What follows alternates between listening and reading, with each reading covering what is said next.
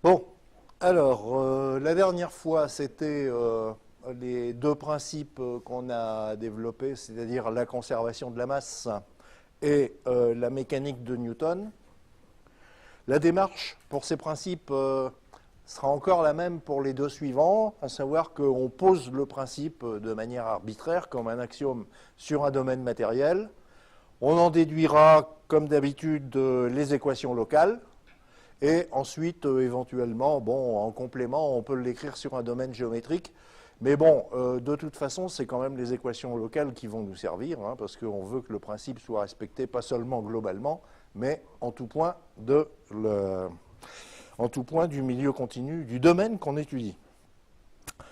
Alors donc, les deux principes qu'on va voir aujourd'hui, et puis ensuite, après, une illustration, pour voir comment, à partir du second principe notamment, on peut établir des lois de comportement correctes.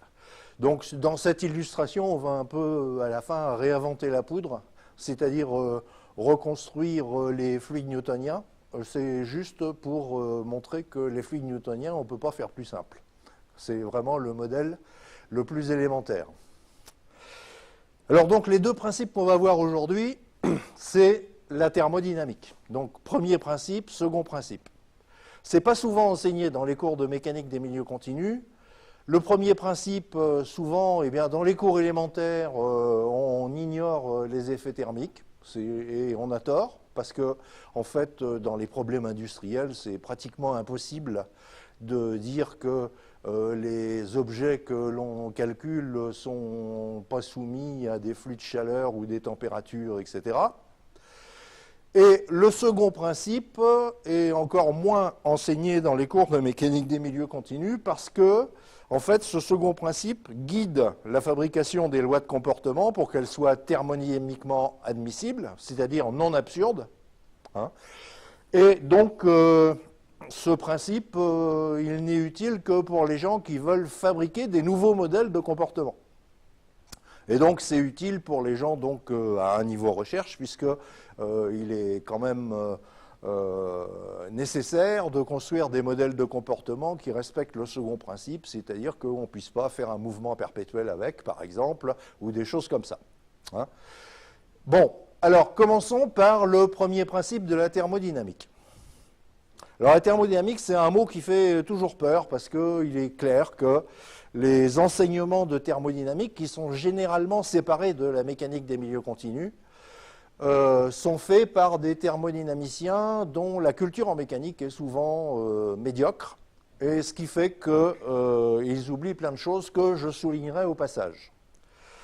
Alors, pour commencer, on va parler d'abord de concepts de base, c'est-à-dire être précis dans les définitions que je vais utiliser. Hein.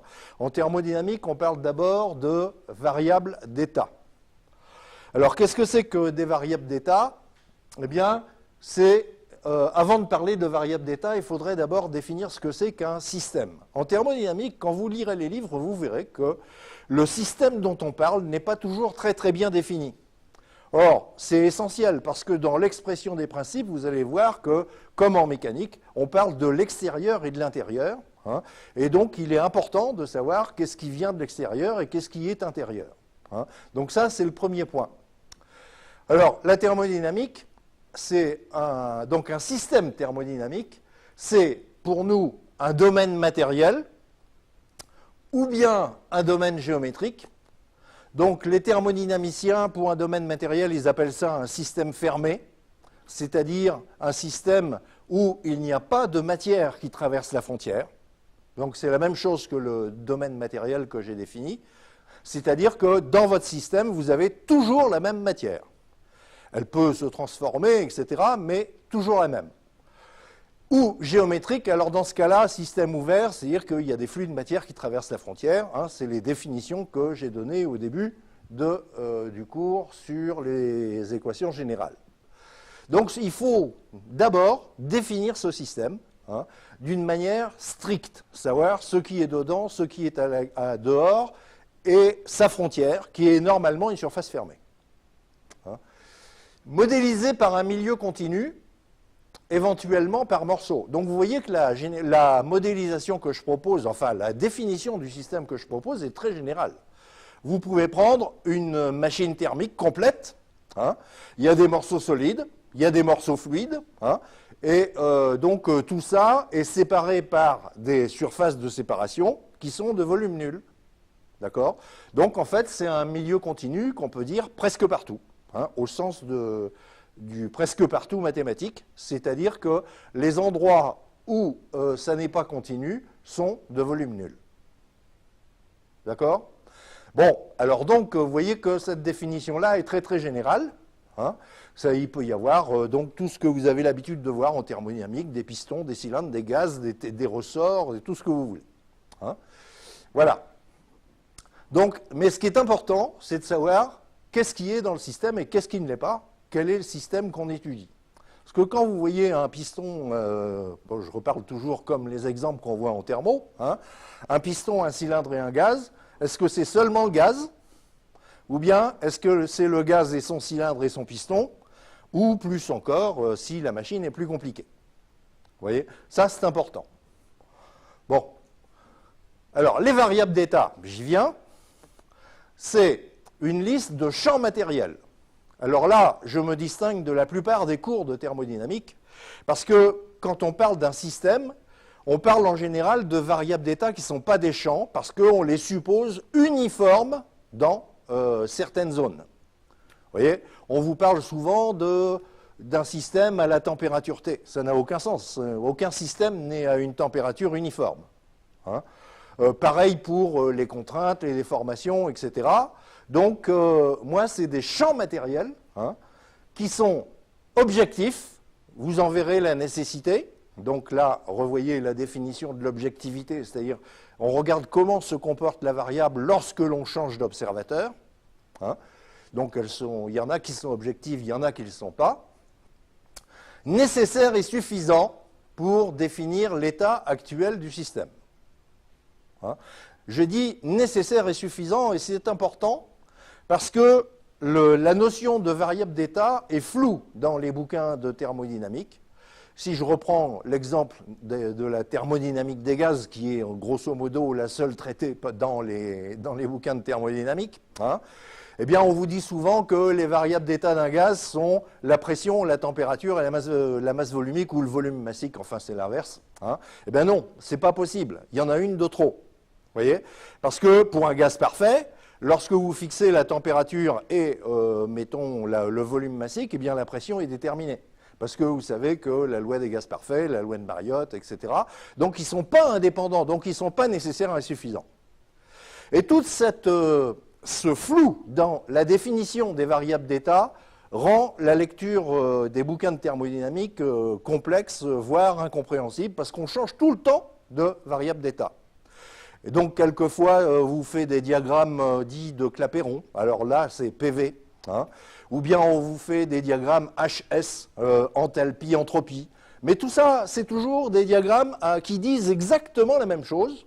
Hein. C'est-à-dire, ils sont simplement tracés dans des changements de variables d'état qui font que ça multiplie le nombre de formules sans que ça n'apporte aucune information supplémentaire.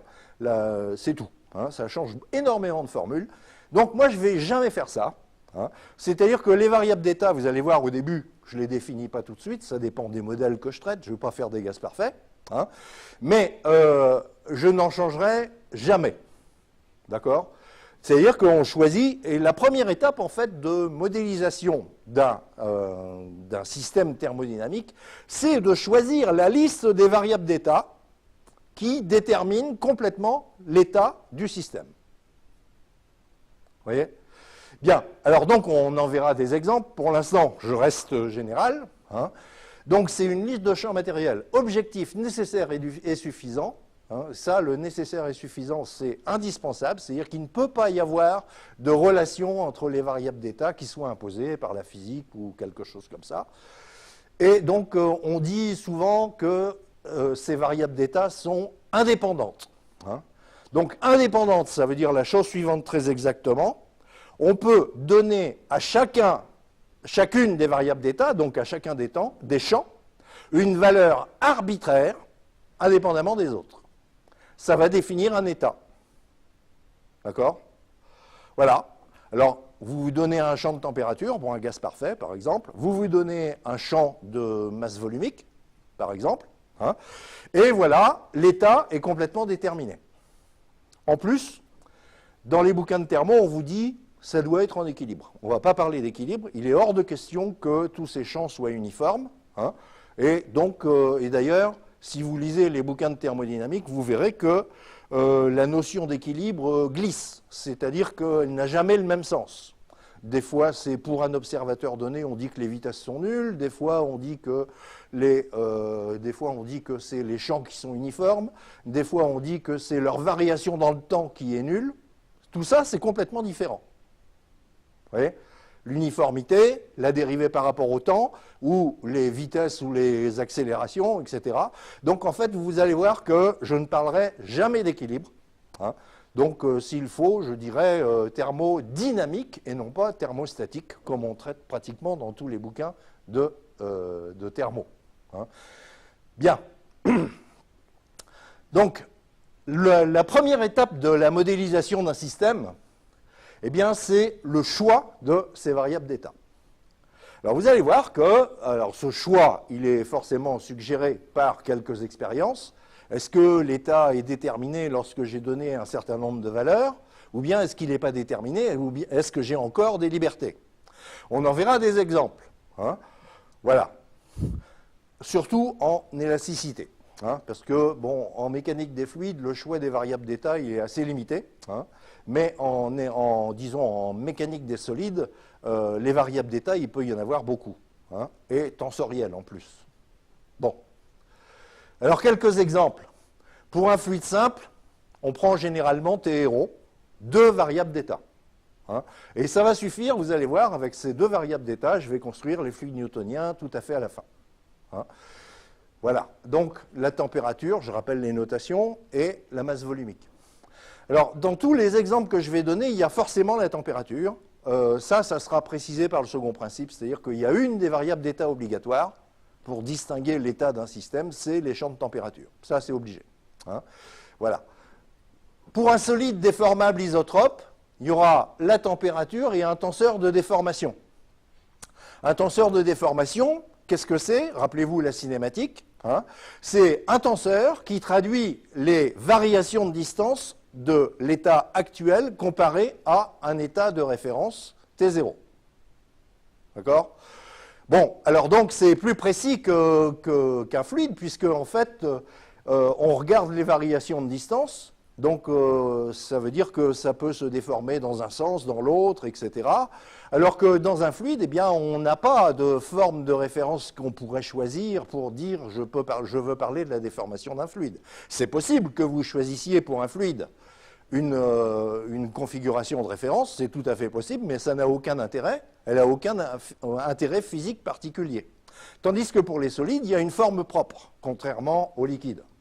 Vous voyez ? Et donc c'est par rapport à cette forme propre qu'on se réfère pour parler de déformation. Voilà, donc un solide déformable isotrope. Donc il y aura la température, donc vous le verrez imposé par le second principe, et un tenseur de déformation. Ça, c'est en général, on s'arrête là lorsque on fait de l'élasticité élémentaire. Mais j'ai dit isotrope, c'est parce que, en fait, l'état d'un solide anisotrope, il n'est pas seulement caractérisé par un tenseur de déformation, mais aussi par l'orientation de ce tenseur de déformation par rapport aux directions d'anisotropie. Tiré dans le sens des fibres ou bien tiré perpendiculairement aux fibres, ce n'est pas la même chose. Donc, en fait, pour un solide déformable anisotrope, on aura des variables en plus. Alors, ce que j'ai mis ici, donc T et X, T, la température, X, le tenseur de déformation. Les N que j'ai mis, c'est des tenseurs uniaxiaux, unitaires, c'est-à-dire donc des N tensoriels N, en fait, c'est la même chose, hein, qui désignent, sans préciser son orientation, hein, la direction, sans préciser, pardon, son sens, hein, parce qu'une direction d'anisotropie, il n'y a pas besoin de sens, hein, donc c'est non orienté, hein, c'est pour ça que je prends plutôt N tensoriel N plutôt que N, hein. Voilà. Et donc, à ce moment-là, on donne la liste des orientations actuelles des directions d'anisotropie. J'insiste aussi, j'ai mis un T exprès. Hein. T, c'est évidemment la température actuelle. X, c'est évidemment la température actuelle. Mais NT, c'est aussi la direction actuelle de l'anisotropie. Parce que, a priori, quand on déforme un solide anisotrope, les directions d'anisotropie bougent. D'accord ? Donc, j'ai gardé le petit t ici pour dire c'est la valeur actuelle de la direction d'anisotropie. Alors, dans les cours d'anisotropie, sur lesquels je vois pas mal de cours écrits, eh bien, on oublie que les directions d'anisotropie peuvent bouger avec la déformation. Vous voyez ? Donc, c'est un peu... il faut faire attention. Après, vous faites ce que vous voulez pour abîmer la théorie. Hein. Mais, par exemple, un milieu dit orthotrope, c'est-à-dire dont les directions initiales d'anisotropie sont perpendiculaires, quand vous le déformez, il n'y a aucune raison qu'il reste orthotrope, parce qu'ils ne sont pas perpendiculaires quand c'est déformé. D'accord ? Voilà. Donc, une liste de directions d'anisotropie, voilà, pour un solide donc, déformable anisotrope. Alors, on verra en élasticité, justement, de l'élasticité anisotrope. On traitera ce problème dans le prochain cours qui aura lieu, je n'ai pas encore fixé la date. Et puis, il y a des solides, j'ai mis à mémoire, entre guillemets, et faites attention, je n'ai pas trouvé le bon terme, en fait. Ne pensez pas aux matériaux à mémoire de forme, ce n'est pas ça que je veux dire. Hein. Les matériaux à mémoire, la mémoire, elle sert à se rappeler par quel chemin on est passé pour arriver à l'état actuel. D'accord ? Exemple. Vous connaissez tous l'essai de traction sur une barre. Hein ? Bon, ben, vous prenez une barre de matériaux, bon, je ne sais pas, n'importe quel matériau, vous le mettez sur une machine de traction, vous la longez à 1%, hein, et vous regardez la réponse sténique, c'est-à-dire quel est l'effort qu'il faut pour obtenir 1% d'allongement. Et puis vous arrivez à ce même état final de 1% d'allongement, hein, en passant par des états intermédiaires à 10%. Vous voyez, vous tirez jusqu'à 10%, puis vous revenez à 1%. D'accord ? Si le résultat est le même, il n'y a pas de mémoire. Si le résultat n'est pas le même, il y a de la mémoire. Parce que l'état, la réponse sténique du matériau n'est pas la même si vous êtes passé par un certain chemin ou si vous êtes passé par un autre chemin. Vous voyez ? Donc dans ce cas-là, il faut des variables d'état supplémentaires pour distinguer ces deux états. Vous voyez ? Vous êtes passé par un certain chemin ou vous n'y êtes pas passé. D'accord ? Donc c'est ça que j'appelle les variables qui retiennent, disons, une mémoire utile, c'est-à-dire juste une partie du chemin. On ne va pas mémoriser tout le chemin, mais la partie utile. Donc ces variables d'état, je les appelle donc les alphas, je les symboliserai par alpha. Hein. Il peut y en avoir un certain nombre, elles peuvent être scalaires, vectorielles, tensorielles, ça dépendra des modèles qu'on veut construire. D'accord ? Et donc, je leur mets un petit t aussi, puisque c'est évidemment la valeur actuelle qui définit l'état actuel. D'accord ? Bien. Alors, ces variables d'état, je les appelle mnésiques. C'est un petit peu un mot à moi, je crois, hein, parce que le nom n'est pas trompeur. Mnésique, ça fait appel à la mémoire, hein, mnémotechnie, etc. Hein. Et dans la littérature, quand même, ces variables ont d'autres noms, je vais vous les citer pour que vous ne soyez pas perdus. Hein. Alors, on parle de variables internes. Alors, donc c'est vrai, bon, c'est la même chose. Hein. Sauf que le vocabulaire ne me paraît pas très adapté parce que toutes les variables d'état sont internes. Hein. Elles reflètent l'état interne de la matière. La déformation, la température, elles sont toutes internes. Donc, je ne vois pas pourquoi il y en a qui seraient plus internes que d'autres. Voilà, c'est tout. Hein. Donc je critique un peu du vocabulaire ici, c'est pas grave. Hein. Ou vous verrez aussi non observable.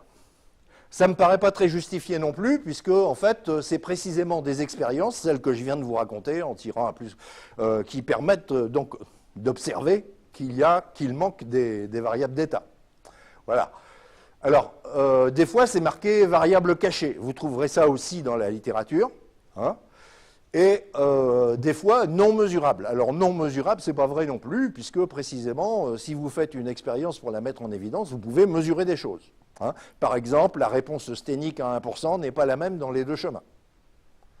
Ou si vous voulez encore voir des choses mesurables, vous revenez à la contrainte nulle, et vous voyez que la barre n'a plus la même longueur, s'il y a eu de la plasticité, ou des trucs comme ça, ou elle n'a plus la même raideur, s'il y a de l'endommagement. Vous voyez? Donc c'est mesurable. Hein. Donc ces vocabulaires-là, juste je le critique, c'est tout, mais comme vous les lirez, hein, et comme je n'ai pas réussi à me mettre d'accord avec l'un d'entre eux, ben je les appelle les variables mnésiques, c'est-à-dire les variables qui mémorisent la partie utile du chemin utilisé pour aboutir à l'état actuel.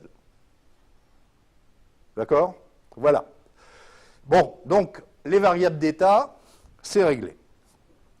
Alors donc j'ai donné quelques exemples, les derniers seront très fortement illustrés quand je ferai le cours d'élasticité, bien sûr, hein, et aussi le cours d'inélasticité lorsqu'il y a des variables mnésiques. Là, c'est inélastique. Les principes font appel aussi à une autre notion qui s'appelle fonction d'état. On raconte des tas de choses dans les bouquins de thermodynamique alors que la définition est extrêmement simple. Une fonction d'état, qu'est-ce que c'est?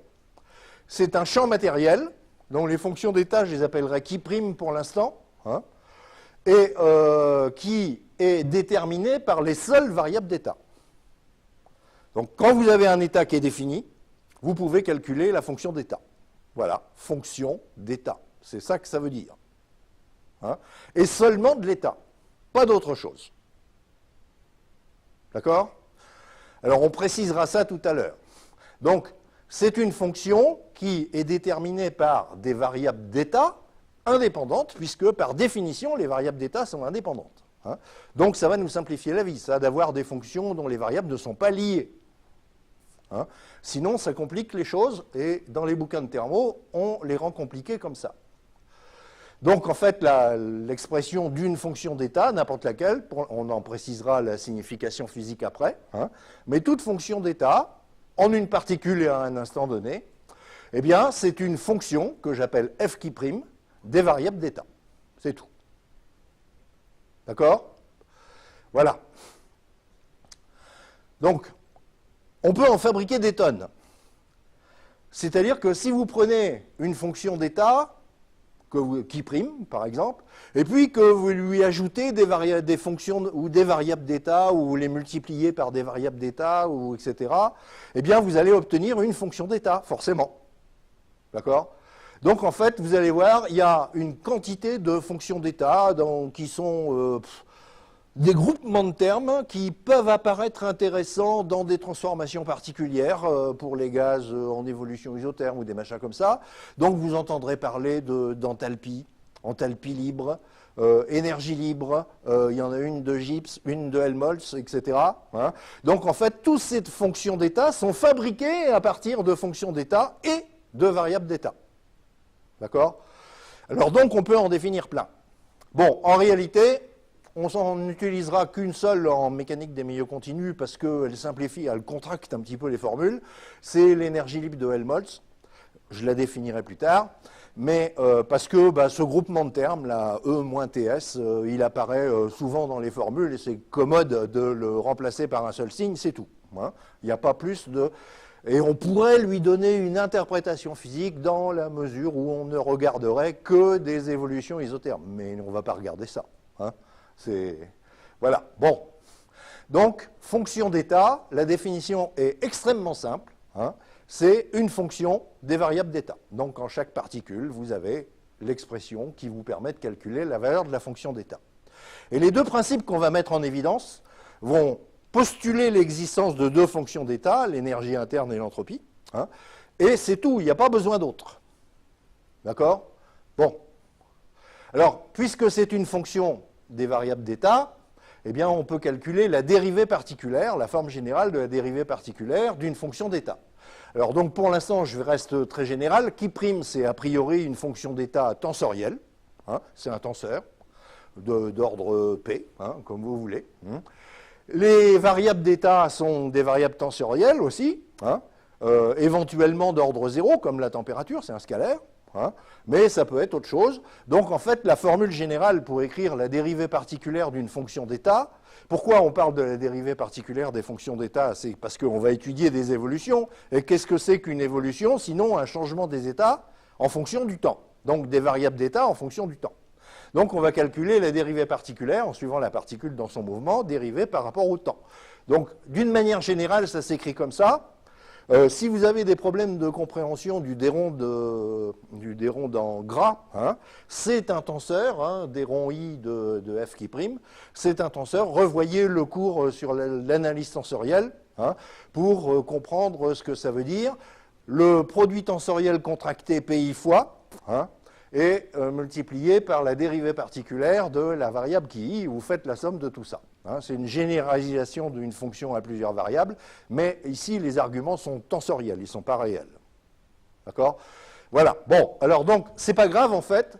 J'ai mis la formule compliquée ici, mais vous allez voir que, en fait, ah oui, un truc important à souligner aussi, si qui prime est une grandeur tensorielle, ou vectorielle, mais pas scalaire, alors sa dérivée particulière n'est jamais objective. On a démontré ça en cinématique, hein, parce que vous avez la dérivée par rapport au temps du tenseur de changement d'observateur qui intervient forcément. Bon, donc c'est jamais objectif la dérivée particulière d'une grandeur tensorielle. Hein. Il n'y a que pour les grandeurs scalaires que c'est objectif. Alors le cas particulier intéressant précisément, si je suppose que qui prime, alors vous voyez, il n'est pas en gras, la fonction d'état c'est un scalaire maintenant, comme par exemple l'énergie interne, l'énergie libre, etc. C'est des scalaires. Hein. Alors, la dérivée, donc la dérivée, ça s'écrit maintenant comme une fonction de plusieurs variables réelles, et donc là, c'est la formule habituelle, hein, de la dérivée totale par rapport au temps d'une fonction à plusieurs variables. Hein, ça revient. Et en fait, vous allez voir qu'on va toujours pouvoir se ramener à ce cas-là, parce que j'ai imposé que les variables d'état étaient objectives. On va le voir dans un instant. Donc cette dérivée particulière sera objective cette fois-ci, hein, mais seulement pour les fonctions d'état scalaires. Hein. Ça ne sera pas vrai. On verra en élasticité, par exemple, que le tenseur des contraintes est une fonction d'état, en élasticité. Hein. Et donc là, ça n'est pas objectif. La dérivée particulière n'est pas objective, même si sigma, lui, est objectif. Alors, théorème, donc, si les variables d'état, donc là, les variables d'état, c'est des variables tensorielles, et la fonction d'état scalaire sont objectives, alors la fonction d'état f qui définit donc la fonction d'état, hein, en fonction des variables d'état tensorielles, eh bien, est une fonction isotrope. Alors, fonction isotrope, pareil, revoyez le cours en algèbre et analyse tensorielle. Je rappelle, pour ceux qui auraient besoin de se rafraîchir, qu'une fonction isotrope à argument tensoriel et à valeur scalaire, c'est une fonction qui ne change pas lorsqu'on fait tourner ces arguments tensoriels. Hein? C'est ça l'isotropie de la fonction. On va en voir une illustration tout de suite parce que je vais démontrer ce théorème. Voilà. J'écris d'abord l'objectivité de la fonction d'état qui prime. C'est une grandeur objective scalaire. Ça veut dire exactement que quand je change d'observateur, rappelez-vous les notations que j'ai utilisées avec les tildes, hein, quand je change d'observateur, j'ai l'égalité suivante. C'est-à-dire que les deux observateurs, en mouvement l'un par rapport à l'autre, observent la même valeur de la fonction d'état scalaire. D'accord? Voilà. Bien. Par ailleurs, la définition de la fonction d'état est évidemment universelle. Si chaque observateur a sa propre définition, ça n'a aucun sens. Hein? Donc, ce qui veut dire que, en fait, f qui prime de qui tilde est égal à f qui prime de qui. D'accord? Avec le même f qui prime, c'est-à-dire la même définition de la fonction d'état. D'accord? La fonction f qui prime, c'est un opérateur, c'est une fonction, quoi. Hein? Donc, voilà. Et d'autre part, je dis que j'ai choisi tout à l'heure, j'ai imposé que les variables d'état étaient objectives. Ça veut dire que la relation entre la variable qui tilde et la variable qui, c'est une rotation par le tenseur de changement d'observateur. D'accord? Donc, quel que soit le tenseur de changement d'observateur Q indice T, eh bien, F qui tilde du tourné de qui, c'est-à-dire qui tilde, hein, ça c'est le changement d'observateur, de la relation de changement d'observateur, est égal à F qui tilde de qui, hein, que je n'ai pas changé sur le terme de droite. C'est-à-dire que pour passer de l'avant-dernière ligne à la dernière ligne, j'ai écrit la formule de changement d'observateur d'une grandeur objective. D'accord? Et là, il n'y a plus qu'à lire. Vous voyez que la fonction f qui prime, elle ne change pas, même si je fais tourner par la rotation qt les variables d'état de la fonction. Donc elle est insensible à la rotation qt, puisqu'il y a égalité quel que soit qt. D'accord? Et ça, c'est la définition d'une fonction isotrope. Une fonction qui ne varie pas, hein, lorsque je fais tourner ces arguments tensoriels. Alors, donc vous devriez peut-être, pour bien comprendre ce raisonnement, vous replonger un petit peu sur les définitions de l'objectivité que j'ai données au début du cours de cinématique, hein, et de l'universalité aussi. La définition est la même pour tout le monde, hein, donc c'est la même fonction f qui, hein. Et pour l'objectivité, de se rappeler que pour les grandeurs objectives, la formule de changement d'observateur, pour passer de l'observateur R tilde à l'observateur R, eh bien, il suffit de remplacer les qui tilde par la rotation par qt de qui. Sachant que c'est ici des rotations de tenseurs, hein. Donc, voir comment on écrit la rotation de tenseur. Mais bon, on dira que quand même, les seuls tenseurs qu'on a à faire tourner, c'est soit des scalaires, bon, auquel cas, donc, ça ne fait rien, hein, ou bien des vecteurs. Bon, faire tourner un vecteur, c'est pas compliqué, c'est qt point le vecteur, hein, ou bien faire tourner un tenseur du second ordre symétrique, hein, c'est-à-dire ça s'écrit qt point le tenseur point qt transposé. Hein. Et puis pour les tenseurs d'ordre P, vous pourrez les voir, mais on peut faire tourner n'importe quel tenseur. Voilà. Donc, ce que je dirais pour les fonctions d'état, non, on va continuer encore. Donc, voilà, avec les hypothèses que j'ai données, c'est-à-dire l'objectivité des grandeurs des variables d'état, hein, tensorielles, la définition universelle de la fonction d'état, ça c'est la moindre des choses, tout le monde a la même définition, ça implique que la fonction d'état est isotrope. D'accord? Voilà. Et si la fonction d'état est isotrope, alors, ça c'est un théorème que j'ai donné dans le cours sur l'analyse tensorielle, ça veut dire qu'il existe une fonction f bar telle que f qui prime des variables d'état tensorielles est égale à une fonction f bar qui prime d'un certain nombre d'invariants scalaires. Donc les I1, IM que vous voyez là, hein, ce sont des invariants calculés à partir des tenseurs qui priment, des tenseurs qui pointent, hein, donc des variables d'état tensorielles, hein, des invariants. Alors donc, par exemple, s'il y a un vecteur, eh bien, il faudra prendre la norme du vecteur, c'est le seul invariant d'un vecteur. S'il y a un tenseur du second ordre symétrique, vous savez qu'il y a 3 invariants fondamentaux, hein, et aussi des invariants croisés, c'est-à-dire des invariants qui sont calculés à partir de plusieurs arguments de la liste qui pointe. D'accord? Ces invariants croisés, et ça donc je vous le rappelle, mais il faut aller voir la démonstration pour comprendre ce que je dis, hein, traduisent en fait l'orientation relative des différentes variables d'état. Hein, si vous avez une variable d'état vectorielle et une variable d'état tensorielle, les invariants croisés traduisent d'une certaine manière l'orientation du vecteur par rapport aux directions propres du tenseur, par exemple, etc. Vous voyez? C'est ça la signification physique de ces invariants croisés.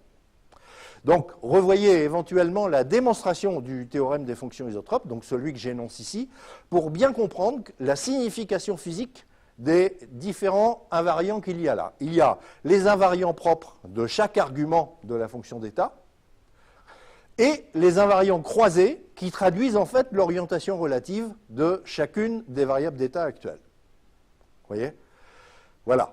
Et pourquoi ça se réduit à ça? Eh bien, c'est parce que la fonction est isotrope. Hein. C'est-à-dire que quand on fait tourner tous les arguments par la rotation Qt, hein, eh bien, leur orientation relative ne change pas. Donc ça, c'est vraiment significatif. Voyez? Pensez, par exemple, si vous voulez des choses pratiques, que dans les variables d'état, j'ai une déformation et une direction d'anisotropie. Hein. Et bien, ce qui est caractéristique de l'état, c'est évidemment le tenseur de déformation avec ses invariants. Hein. La norme de la direction d'anisotropie, c'est 1, ce n'est pas une variable d'état. Mais en revanche, l'orientation de la direction d'anisotropie par rapport au tenseur de déformation, ça, c'est important pour définir l'état. Vous voyez? Donc ce théorème des fonctions isotropes, c'est quand même bien commode parce que c'est en fait un théorème qui me permet de trouver automatiquement des fonctions d'état qui sont fonctions que de scalaires. Hein, uniquement de scalaires. Vous voyez? Donc, en fait, je vais avoir des fonctions de m variables réelles, et ça va simplifier les exposés. D'accord? Par ailleurs, je rappelle, puisque je suis dans les rappels, que la liste I1 et IM n'est pas unique. Hein. C'est-à-dire que vous pouvez en changer, c'est-à-dire qu'elle a toujours la même longueur, m, hein, mais vous pouvez changer cette liste d'invariants.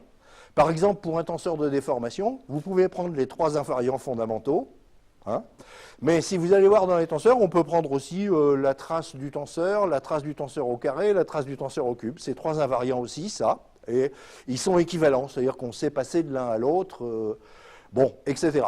Et donc, après, dans la pratique, pour l'instant, je n'en aurai pas besoin, mais on choisira une liste qui a des invariants qui sont physiquement significatifs. Comme ça, quand on va construire des fonctions, on saura de quoi on parle. Hein, on ne va pas prendre n'importe lesquels. Vous voyez? Voilà. Bon, ça, je reviendrai là-dessus, mais retenez bien l'idée, c'est important, hein, que cette liste I1, IM, vous la choisissez parmi toutes les listes possibles pour avoir des arguments qui ont une signification physique bien commode. D'accord? Voilà. Donc, toute fonction d'état scalaire et objective qui prime, hein, qui est fonction de variable d'état tensorielle objective, hein, eh bien, se ramène à une fonction scalaire de variable d'état scalaire, les I1 et IM. D'accord? Et ces I1 et IM, vous pouvez les prendre aveuglément en utilisant le théorème des fonctions isotropes, mais après, vous les combinez un peu pour avoir des significations physiques, c'est plus intéressant, hein, de savoir que, par exemple, pour certains tenseurs de déformation, le déterminant, c'est la dilatation volumique ou des trucs comme ça. Hein. C'est-à-dire qu'après, quand vous allez construire vos fonctions d'état, eh bien, vous serez en connaissance de cause. Voilà. Bien. Donc ça, c'est un résultat important. C'est que donc l'espace des états, maintenant, je peux définir les états comme un point dans Rm, hein, puisque tout état peut être défini par des valeurs de m scalaires. Qu'est-ce que ça sera une évolution? Eh bien, c'est simple. Hein. Vous avez les états, là, fonction du temps, vous changez, hein, et c'est un chemin dans l'espace des états, c'est une évolution thermodynamique. Vous changez les valeurs des variables d'état. D'accord? Alors, en thermodynamique des gaz, le Rm, c'est souvent R2. Hein, c'est-à-dire que comme il n'y a que 2 variables d'état indépendantes, eh bien, vous travaillez dans R2. Et on peut donc dessiner des diagrammes, hein, dans un plan, hein, parce que c'est R2. Hein. Et donc, les changements de variables d'état, ça exprime toujours la même chose, c'est-à-dire des valeurs de fonctions d'état en fonction de variables d'état, mais on veut que certaines évolutions soient représentées par des horizontales ou des verticales. C'est pour ça qu'on fait ça, c'est tout, hein, pour des calculs graphiques, mais ça n'a aucun intérêt fondamental. Hein, voilà. Bien, donc, retenez, l'espace des états, l'état d'une particule, est représenté par un point, donc de composante de coordonnées I1 et IM, dans un espace Rm, l'espace des états. D'accord? Voilà. Donc l'évolution thermodynamique d'une particule, eh bien, c'est tout simplement un chemin dans Rm, hein, qui est paramétré par le temps. C'est-à-dire que chacune des variables d'état varie en fonction du temps. D'accord? Et encore un concept pour terminer, dont j'aurais besoin, la vitesse d'évolution thermodynamique d'une particule, hein, eh bien, c'est la dérivée par rapport au temps du vecteur position dans l'espace des états. Hein. Il y a un parallèle avec la cinématique, mais la cinématique, c'est dans R3, tandis que là, c'est dans RM. Hein.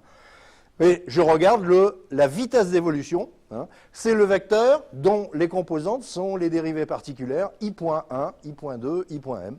Hein, c'est-à-dire les dérivées par rapport au temps de chacune des variables d'état. Vous allez construire comme ça votre vecteur d'évolution dans l'espace des états. Si vous voulez un parallèle cinématique, on pourrait dire que je l'ai appelé chemin, je ne voulais pas l'appeler trajectoire pour ne pas me mélanger avec la cinématique, mais c'est la même chose. C'est-à-dire que vous avez la suite des points au cours du temps, hein, et le vecteur vitesse d'évolution, eh bien, c'est la tangente en un point de ce chemin, de cette trajectoire, si vous voulez. Hein. Sauf qu'on n'est pas dans R3, on est dans RM. D'accord? Voilà. Bon, sur l'espace des états et sur les évolutions, ça c'est des définitions fondamentales qui ne sont pas données ou mal données dans les cours de thermodynamique et que je tenais à préciser avant de faire de la thermo. Alors, ah oui, une remarque aussi, j'entends souvent cette phrase, donc qui est fausse. Hein. Puisque j'ai des variables d'état indépendantes, alors les dérivées particulières sont indépendantes. Ce n'est pas vrai. Hein. C'est-à-dire, les variables d'état sont indépendantes, ça dit exactement que tout point de l'espace des états représente un état. D'accord? Maintenant, quand vous faites évoluer les particules, il se peut qu'il y ait des lois physiques, et on en verra, qui lient les dérivées particulières des variables d'état. Pas les valeurs des variables d'état, mais les dérivées particulières des variables d'état. Ce qui veut dire en fait, d'un point de vue cinématique dans RM, que à partir d'un état, toutes les directions d'évolution à partir d'un état ne sont pas forcément possibles. Je vais vous donner un exemple. Prenons un solide anisotrope. Il y a comme variable d'état la température. Bon, ça c'est pas gênant, mais il y a un tenseur de déformation et une direction d'anisotropie. On va prendre juste une seule. Hein. Eh bien, lorsque vous faites un mouvement, vous faites vos petits calculs de cinématique, vous verrez que si j'ai une dérivée par rapport au temps du tenseur de déformation, eh bien, il y aura une dérivée par rapport au temps imposé des directions d'anisotropie. Voyez, parce que les directions d'anisotropie, ce sont des directions matérielles, hein, et donc elles sont liées par la cinématique. On ne peut pas faire varier indépendamment la déformation et la direction d'anisotropie.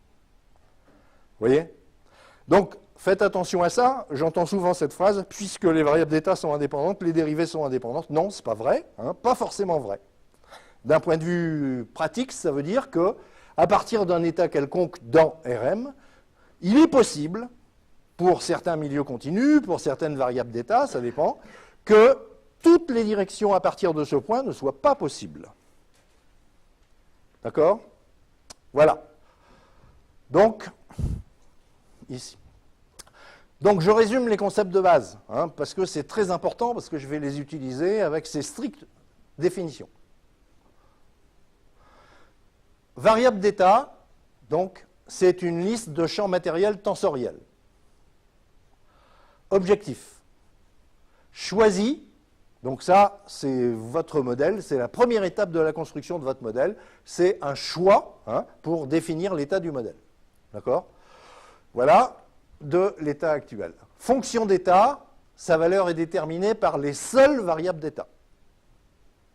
Donc c'est-à-dire une fonction de la forme f' des variables d'état. Donc la définition f', c'est universel, c'est important, c'est la même pour tout le monde. Hein.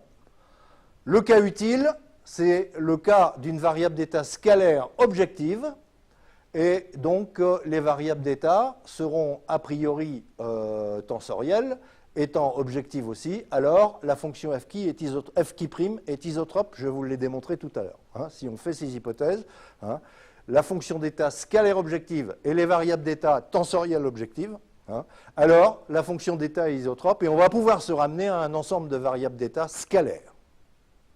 Hein. Donc il existe f bar, et c'est cette fonction f bar qu'on cherchera à comprendre, hein, et à bâtir pour construire des modèles. Hein. Voilà. Donc les variables d'état tensorielles sont ramenées à m scalaires indépendants. L'espace des états, c'est Un état de particule, c'est un point de Rm, tout simplement. Hein.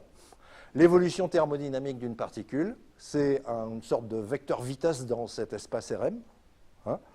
Voilà, paramétré par le temps. Et donc la vitesse d'évolution, eh bien, c'est la vitesse, le vecteur de composantes I.1, I.2, I.m, c'est-à-dire les dérivés par rapport au temps, hein, de chaque des variables d'état de chaque particule. Voilà. Bien. Et ils ne sont pas toujours indépendants, hein, contrairement à ce qui est souvent affirmé. Maintenant, on peut parler de thermodynamique. Hein. Voilà. Donc, premier principe. Alors j'utilise la même démarche, comme d'habitude. Hein. J'écris le premier principe pour un domaine matériel, ensuite j'en déduis l'équation locale, et ensuite je l'écrirai plus rapidement, hein, parce que pour les domaines géométriques, c'est bon, bah, un peu une évidence. Voilà. Donc l'énoncé classique, le voilà. Hein. Il est toujours présenté dans les bouquins par une évolution finie entre deux états, entre deux instants, pour l'instant. Alors, il y a deux postulats. Le premier, c'est qu'il existe une énergie interne telle que l'énergie se conserve. Hein. C'est écrit comme ça, la plupart du temps. Vous avez sûrement déjà vu cette formule. Hein. À droite de l'égalité, vous avez l'énergie qui rentre dans le système, sous forme de travail et de chaleur. Hein. Je pourrais même dire, pour être plus général, la chaleur, c'est tout ce qui n'est pas mécanique. Voilà. Donc, du travail, ça, tout le monde vous connaît ça. Hein. Donc, et puis de la chaleur reçue donc, par un moyen quelconque. Hein. Et donc à gauche, qu'est-ce que vous avez? Bah, quand vous fournissez de l'énergie à un système, premièrement vous faites varier son énergie cinétique, hein, c'est-à-dire il bouge, hein, il se déforme, il fait tout ce qu'il veut. Et pour que l'énergie se conserve, on dit bah, il y a une énergie interne, c'est-à-dire que quand on fait le bilan d'énergie, eh ben, il y en a une partie de cette énergie que vous avez apportée de l'extérieur qui est stockée dans le système. C'est ça, l'énergie interne. Je ne vais pas chercher des interprétations microphysiques de l'énergie interne. Hein. J'en aurais pas besoin, on fait de la thermodynamique macroscopique. D'accord? Bien. Deuxième, alors donc l'énergie reçue sert à modifier le mouvement. Donc là, vous avez en rouge la variation d'énergie cinétique. Hein, mouvement extérieur, intérieur, tout. Hein, enfin, ça bouge, quoi. Hein, et l'énergie interne. D'accord? Ça, c'est le premier axiome de la thermodynamique. Donc, au passage, oui, pas besoin d'équilibre. Parce que si vous lisez les bouquins de thermo, pratiquement tous, ils disent qu'il faut que les états soient à l'équilibre. Non, absolument pas. Hein. Ça serait dommage d'ailleurs de dire seulement à l'équilibre, parce que ça dépend de la définition de l'équilibre. Il y a, pour des thermodynamiciens, ils diraient, bah oui, les vitesses sont nulles, donc il n'y a pas de variation d'énergie cinétique, par exemple. Vous voyez? Bon, donc tout ça ne se tient pas debout. Hein. Il n'y a pas d'équilibre, on n'en a pas besoin. Le principe de la conservation de l'énergie, il est vrai tout le temps. Et deuxièmement, très important aussi, l'énergie interne est une fonction d'état. C'est-à-dire que ça modifie l'état du système, hein, quand vous apportez de l'énergie en enlevant l'énergie cinétique, donc la modification du mouvement.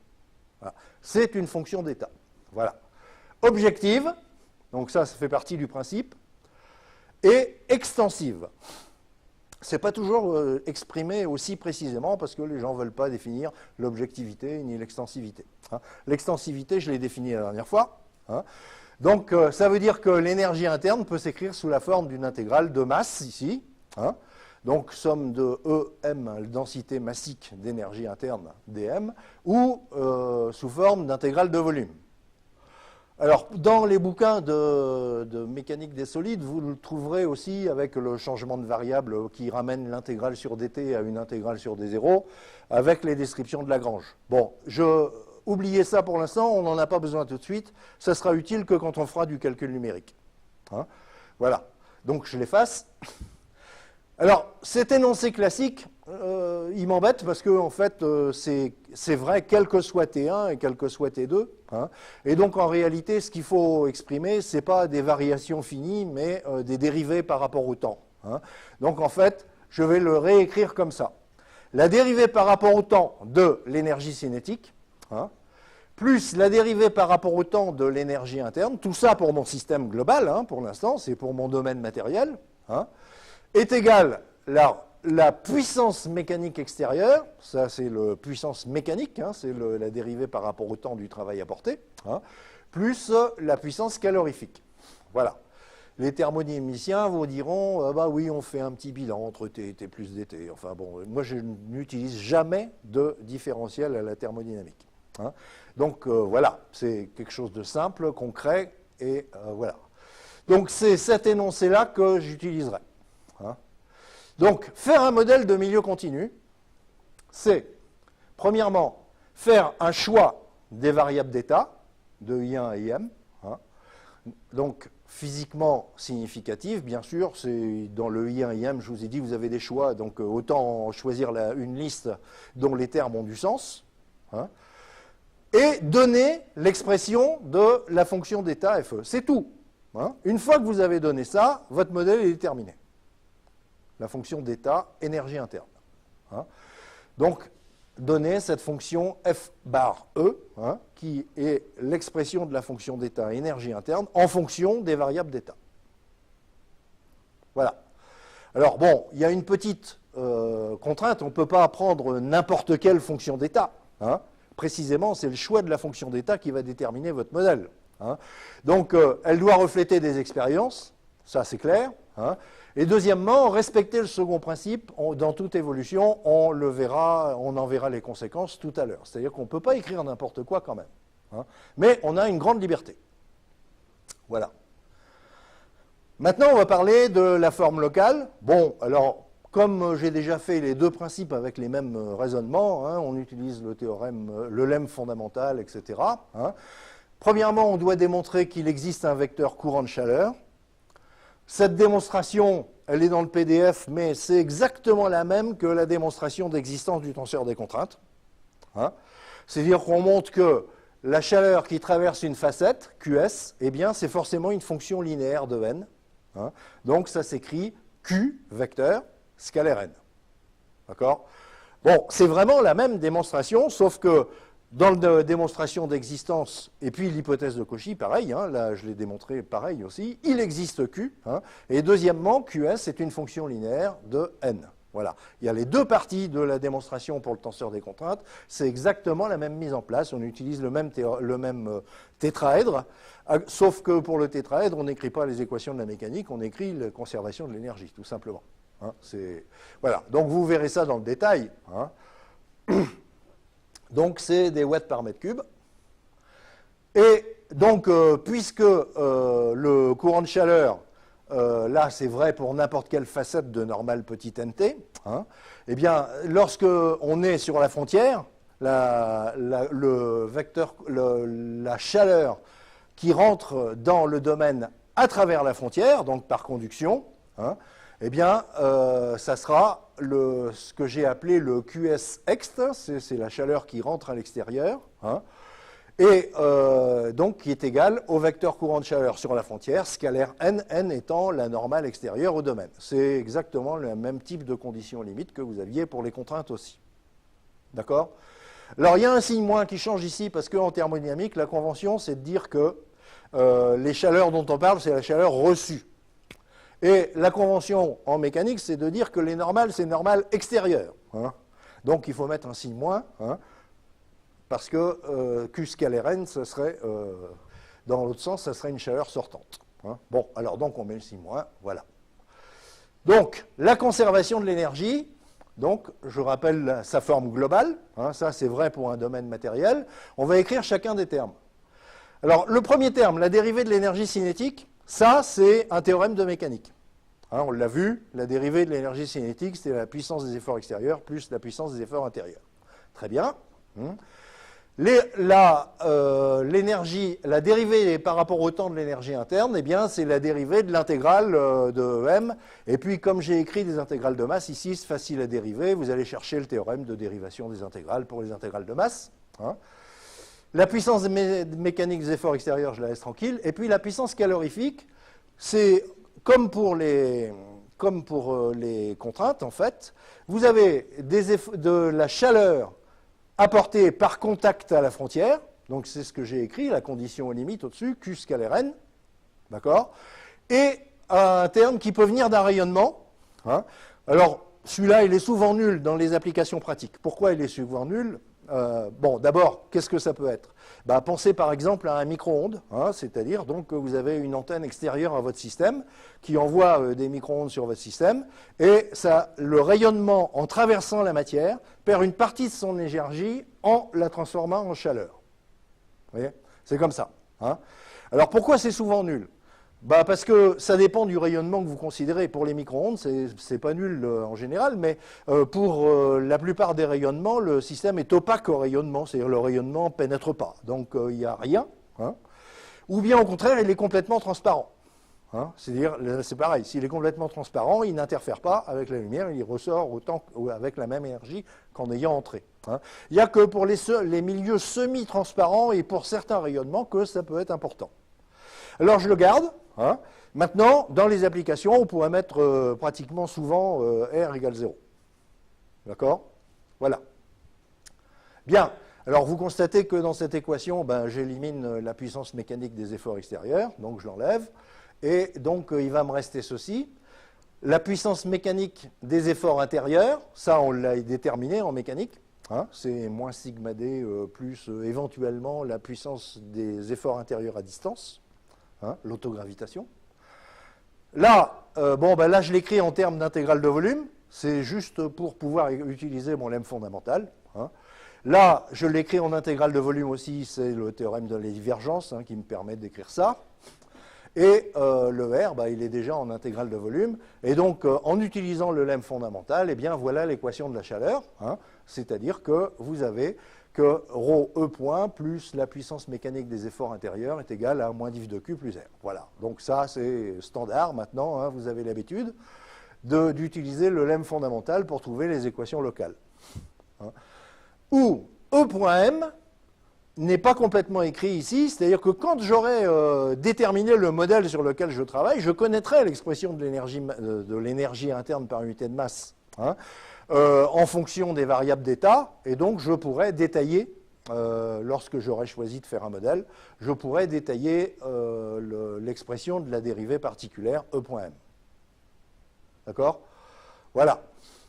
Bon, voilà l'équation de la chaleur. Hein, sachant qu'elle n'est pas tout à fait finie, c'est-à-dire que quand on aura un modèle particulier, hein, le E.M, il pourra se détailler en fonction des dérivées des variables d'état. D'accord? Bon, alors pour un domaine géométrique, là je vais passer rapidement. Hein. Donc vous avez l'équation locale, hein, vous l'intégrez sur un domaine géométrique, terme par terme. Vous faites l'intégrale sur le domaine géométrique, voilà. Hein, l'intégrale de div de Q et puis l'intégrale de R. Et ensuite, je vais chercher, oui, je ne mets pas le détail, je vais chercher la dérivée des intégrales, parce que là, vous avez le somme de ρ E point, dérivée des intégrales de masse, etc. Donc, pour faire apparaître la dérivée d'une intégrale, cette fois-ci, on l'utilise dans l'autre sens. Hein, voilà, et donc vous obtenez ceci. Alors, vous vous rappelez, hein, quand on fait jouer la dérivée des intégrales sur des intégrales à bord variable, on a ce terme complémentaire, là, qui apparaît. Hein. Donc en fait, on peut résumer. Donc ça, pardon. Donc le terme, l'intégrale de gauche sur la ligne du dessus, bon, c'est égal à ces deux termes de droite, hein, avec l'intégrale de flux, là, flux convectif. Là, j'ai fait passer la divergence, le théorème de la divergence, mais dans l'autre sens. Hein, c'est-à-dire que j'ai écrit la condition limite sur la frontière. Et donc, finalement, la dérivée de l'énergie interne est égale à la puissance mécanique des efforts intérieurs, l'intégrale de la puissance volumique, hein, plus la puissance calorifique extérieure, vous la reconnaissez au-dessus, c'est en rouge, hein, plus ce terme de flux, là, qui est ce qu'on appelle le flux convectif de matière qui rentre à travers la frontière, puisqu'il y a des flux de matière à travers la frontière. Voilà. Bon, en fait, donc, ça se présente comme un bilan d'énergie interne, en fait. Vous voyez, la dérivée de l'énergie interne, elle est égale au flux d'énergie interne qui rentre à travers les frontières, vous voyez, à condition de considérer comme des sources d'énergie interne les deux termes que vous avez là, c'est-à-dire moins la puissance mécanique des efforts intérieurs et aussi la puissance calorifique extérieure. Voilà. C'est donc les gens qui aiment bien les équations de bilan, ils sont obligés de dire qu'il y a des termes sources supplémentaires. Vous voyez, bon, voilà. Alors, une autre interprétation que vous verrez dans la littérature aussi, je vous la signale parce qu'il paraît que c'est original alors que c'est rien du tout. Je vous rappelle le théorème de l'énergie cinétique, celui qu'on a montré en mécanique. Hein. Là, j'écris en dessous le théorème, le bilan d'énergie interne qui est juste au-dessus. Là, je le recopie, hein, et je fais la somme des deux. Alors, donc, ce qu'ils appellent l'énergie totale, c'est la somme de l'énergie interne et de l'énergie cinétique. Alors, on additionne. Hein. Là, vous voyez que ça fait 0, les deux termes rouges. Hein, et donc, il va me rester ça. Voilà. Plus, évidemment, le flux d'énergie interne, le flux d'énergie totale, cette fois-ci, puisqu'on dit que le flux d'énergie cinétique plus le flux d'énergie interne, c'est le flux d'énergie totale. Vous voyez? Bon, alors il y a beaucoup de bouquins qui présentent un bilan d'énergie totale, mais finalement, ça dit exactement la même chose. Ce n'est pas la peine de multiplier le nombre d'équations. Mais bon, ces interprétations, vous pourriez les trouver. Bien. Il reste à voir, donc, qu'est-ce qui se passe quand on change d'observateur? Ça, je le fais toujours à chaque fois. Les nouvelles grandeurs que je viens d'introduire, il y en a qui sont objectives, il y en a qui ne le sont pas, on va y regarder. Le principe, c'est que la chaleur extérieure reçue à la frontière, ça c'est scalaire, hein, c'est la même pour tous les observateurs. C'est-à-dire que si un observateur voit qu'un système reçoit de la chaleur, eh bien l'autre observateur dit aussi qu'il reçoit la même quantité de chaleur. D'accord? Voilà, c'est ça le principe. Donc je l'écris en mathématiques si vous voulez, quel que soit R, quel que soit R tilde, donc quels que soient les observateurs en fait, hein, quel que soit P' sur la frontière du domaine, quel que soit l'instant T, donc à tout instant, eh bien, la chaleur, le flux de chaleur par unité de surface, donc les watts par mètre carré, hein, la puissance qui est reçue, qui est vue par un observateur ou bien vue par un autre, sont égales. C'est-à-dire, c'est des scalaires objectifs. D'accord? Voilà. Ça, c'est posé en principe. Et après, à partir de ce principe, je vous épargnerai les démonstrations, mais elles sont dans le PDF, eh bien, vous avez les conséquences. Donc, c'est que le courant de chaleur est un champ vectoriel objectif. La divergence du courant de chaleur est aussi un scalaire objectif. Et le RV est aussi un scalaire objectif. Donc, ces objectivités sont faciles à montrer. Le courant Q est objectif, eh bien ça se déduit directement du principe que j'ai posé au-dessus. La divergence de Q, on sait que la divergence eulérienne d'un champ objectif, c'est objectif. On a montré ça en cinématique. Hein. Et RV, bah, ça s'en déduit aussi facilement comme ça, en écrivant tout simplement la conservation de l'énergie. Quelques remarques donc. L'énergie cinétique n'est pas objective. Sa dérivée temporelle n'est pas objective non plus. L'énergie cinétique n'est pas objective. Pourquoi? Eh bien, c'est parce que ça s'écrit mv2 et donc les vitesses changent d'un observateur à l'autre. Sa dérivée temporelle non plus. La puissance mécanique des efforts extérieurs n'est pas objective, pareil, puisque ça fait intervenir la vitesse, c'est un V scalaire F. Hein. Et donc la conservation de l'énergie, on l'avait écrit comme ça, mais on va la réécrire en mettant d'un côté les termes qui sont objectifs, sur la gauche, là, hein, l'énergie interne et la puissance calorifique, d'accord, et à droite, les deux termes qui ne sont pas objectifs, mais dont la différence est objective. D'accord? Voilà. C'est une petite remarque au passage, hein, parce que ça peut choquer de dire qu'on a une égalité où il y a des choses qui sont à la fois objectives et pas objectives, hein, mais en réalité, donc, c'est la différence de deux termes non objectifs qui, elle, est objectif. Voilà. Donc, en bref, le premier principe de la thermodynamique, conservation de l'énergie pour un domaine matériel, voilà, donc ça, c'est le principe, hein. Donc, via le postulat d'existence d'une énergie interne, c'est un principe d'épicier, hein, on dit que l'énergie se conserve, donc ce qu'on n'a pas vu dans l'énergie cinétique, il faut que ça aille quelque part dans ce qu'on appelle l'énergie interne. Et l'énergie interne est une fonction d'état objective extensive, ça c'est important. Hein. Donc, cette fonction, elle est particulière à chaque modèle, c'est-à-dire que chaque fois que vous allez construire un modèle, eh bien, vous aurez une fonction d'état d'énergie interne en fonction des variables d'état qui va être différente. La forme locale de cette équation, c'est l'équation de la chaleur, la voilà, ou la puissance mécanique des efforts intérieurs. Bon, dans la plupart des bouquins, vous verrez seulement le terme moins sigma d. Hein. Moi, je mets par prudence aussi la puissance mécanique des forces à distance intérieure, hein, c'est-à-dire l'autogravitation, disons. Hein. Mais bon, très souvent, c'est négligeable aussi. Hein. Voilà. Pour un domaine géométrique, eh bien, la conservation de l'énergie, c'est la même chose que d'écrire un bilan d'énergie interne, à condition de considérer comme des sources d'énergie interne l'opposé de la puissance mécanique des efforts intérieurs et la puissance calorifique extérieure. Voilà. Modéliser un milieu continu, c'est choisir une liste de variables d'état objective, hein, et réduire cette liste à une liste de variables d'état scalaire, objective aussi, hein, et donner une expression de l'énergie interne massique en fonction des variables d'état. Voilà. Donc, c'est donner cette expression-là. Donc, cette expression-là doit être évidemment physiquement sensée, hein, c'est-à-dire qu'elle doit être basée sur un minimum d'expérience. Hein, c'est-à-dire que quand on apporte de l'énergie, eh bien, il faut que ça fasse des déformations sensées. Hein. Voilà, on n'imagine pas, par exemple, que quand on fait du travail en tirant sur une poutre, eh bien, elle se raccourcit. Des choses comme ça, hein, voilà, mais quand même.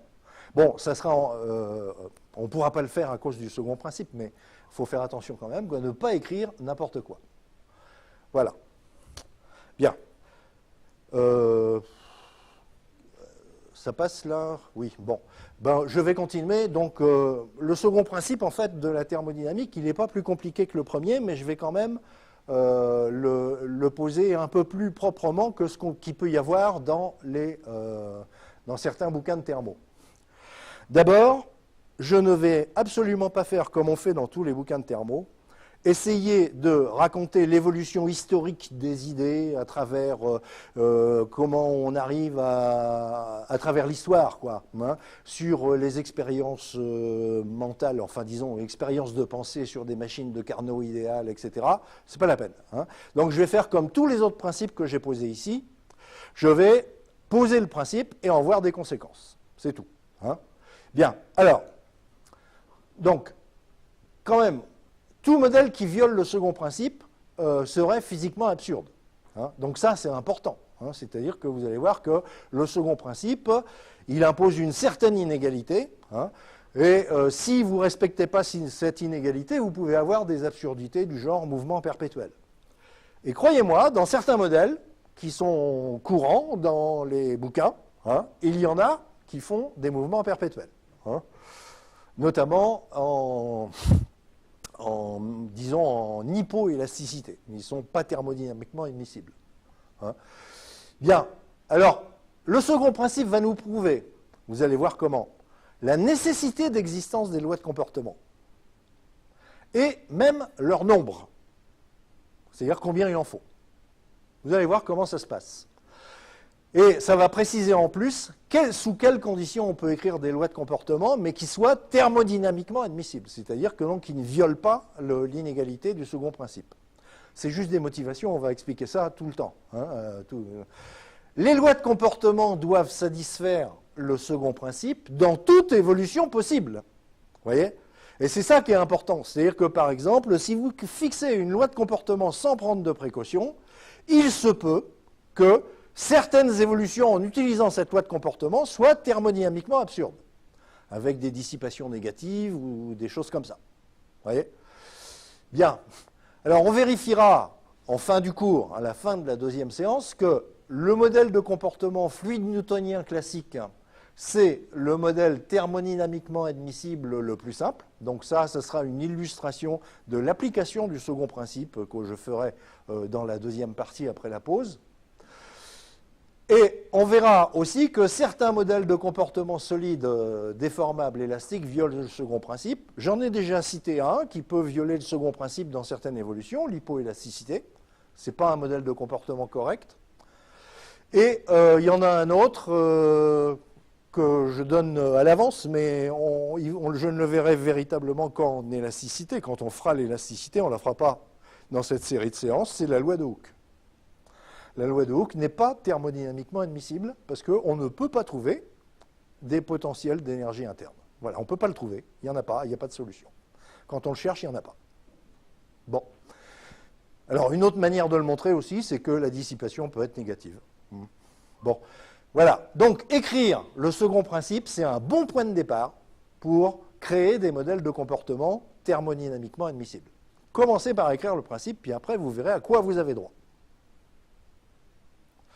Voilà. Alors, écrivons-le, ce second principe. Alors d'abord, l'énoncé. L'énoncé du principe. 5 points. Premièrement, il existe une température absolue en Kelvin. Là, je ne vous apprends rien, sauf que dans les cours de thermodynamique, c'est quelquefois appelé principe zéro de la thermodynamique, ça. Bon, moi je le mets dans le second principe, tout simplement parce que c'est la première fois qu'on parle de température, en fait, on n'en a jamais parlé. Dans le principe de la conservation de l'énergie, je n'ai pas parlé de température, j'ai parlé de chaleur, l'énergie calorifique. D'accord ? Voilà. Bon, alors, donc, il existe une température absolue positive. Hein. C'est une variable d'état obligatoire, hein, parce qu'on ne peut pas dire que deux particules qui ne sont pas à la même température sont dans le même état. Ce n'est pas possible. Donc, positive, hein, et non extensive. Impossible de définir une densité volumique de température, ou si vous revenez à la définition primale de l'extensivité, ça n'est pas la somme des températures de ces parties dans une partition. Hein? D'accord? Bon. Et objective. Tous les observateurs voient la même température absolue. Bien. Donc, la liste des variables d'état, c'est dans les exemples que je vous ai donnés tout à l'heure, il y a obligatoirement T, et puis autre chose. Des variables d'état, alors là, on verra hein, ce que vous voulez, des anisotropies, des tenseurs de déformation, voire des variables mnésiques. Hein, mais il y a au moins la température. Donc, je pourrais noter T avec des i-points. Les i-points, c'est les invariants qu'on calcule à partir des variables d'état tensorielles. Voilà. Bien. Deuxième point, dans une conduction thermique, la chaleur va du chaud vers le froid. Alors c'est l'expérience qu'on vous raconte avec une partie chaude, une partie froide, on ouvre la paroi et puis on s'aperçoit que la température de l'énergie thermique va du chaud vers le froid. Nous on va l'écrire directement de manière locale comme ça parce que vous êtes des grands, vous savez ce que ça veut dire un gradient thermique, un gradient de température. Et donc le vecteur Q, courant de chaleur, dont on a assuré l'existence tout à l'heure, hein, eh bien il est... Quand on fait son produit scalaire avec moins gradient de T, pourquoi moins gradient de T? Parce que le gradient, c'est ce qui va des petites températures vers les grandes, hein, donc doit être positif. Ou nul, quoi. Ou nul à la rigueur, si... Voilà. Donc doit être positif ou nul. Donc Q, je rappelle, c'est le vecteur courant de chaleur que j'ai défini il y a un instant. L'entropie. Alors qu'est-ce que c'est que l'entropie? Ben, ça vient en fait de l'idée précédente. Puisque la chaleur va du chaud vers le froid. Si vous apportez une certaine énergie calorifique à un corps chaud, ou bien apporter une énergie calorifique à un corps froid, eh bien, ce n'est pas pareil.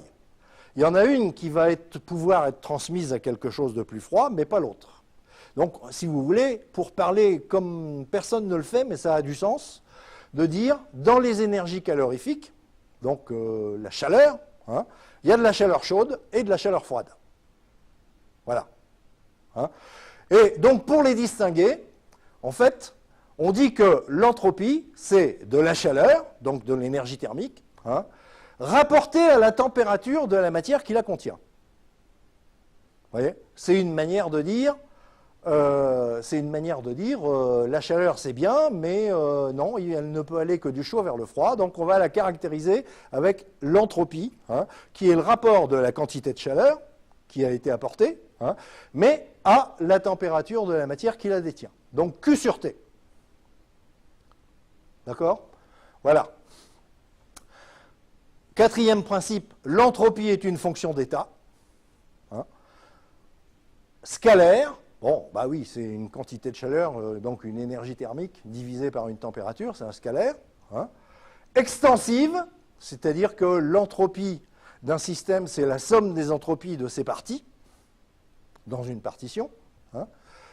Et objective, c'est-à-dire que tous les observateurs s'accordent sur la valeur de l'entropie d'un système. D'accord?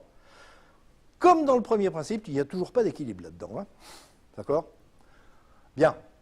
Donc, l'extensivité, eh bien, ça me permet d'écrire qu'il existe une densité massique d'entropie, hein, SM, hein, donc qu'on peut écrire sous la forme d'une intégrale volumique si on en a envie. hein, et qu'on peut aussi écrire sous la forme, en ramenant l'intégrale sur dt à une intégrale sur d0, ça c'est pour les calculs seulement. Et d'autre part, Sm est une fonction d'état, hein, c'est-à-dire que lorsqu'on change d'entropie, on change d'état. Hein. Voilà.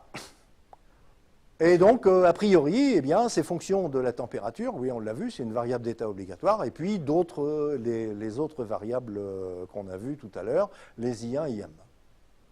Et donc, sa dérivée particulière va s'écrire comme ça.